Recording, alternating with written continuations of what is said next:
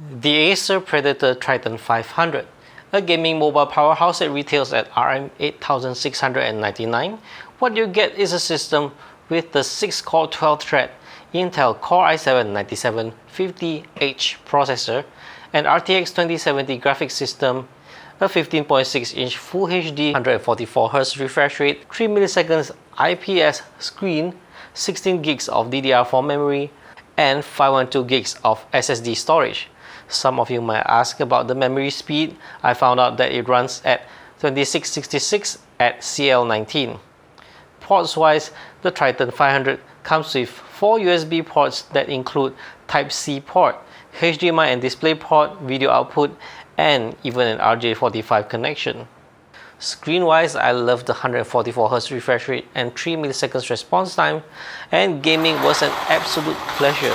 However, for the color accuracy, sorry to say that it is disappointing considering it's an IPS panel.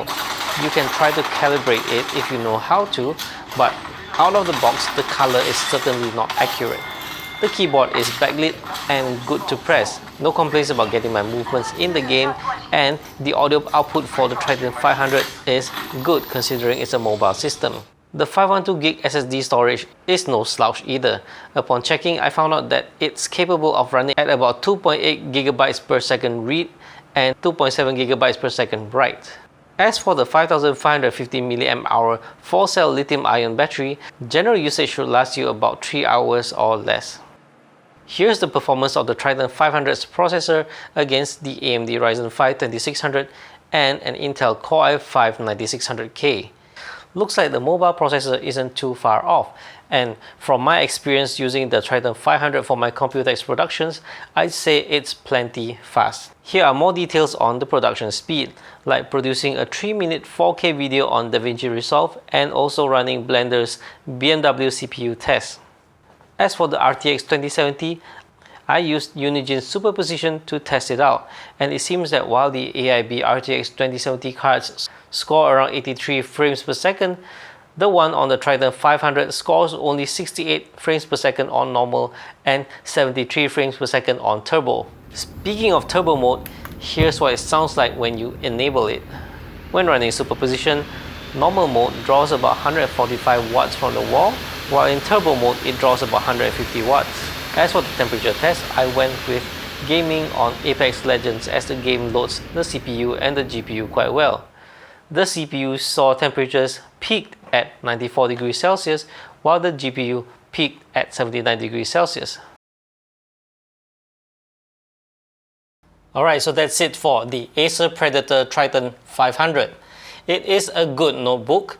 I like it for having a powerful mobile processor that matches my Ryzen 5 2600 and the Core i5 9600K. It has an RTX 2070 graphics card on it.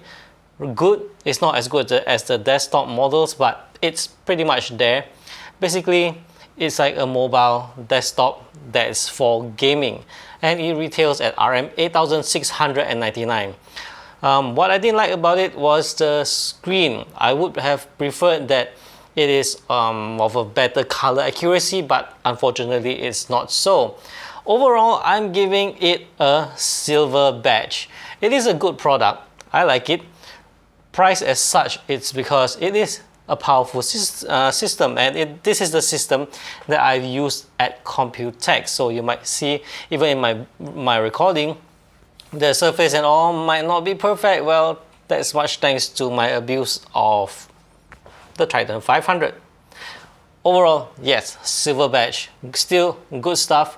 Highly recommended if you are into mobile gaming. Just don't expect the color to be very good when it comes to photo editing stuff, but for video works, I personally think it's alright, because like my sort of video work, I just record and process the video and upload.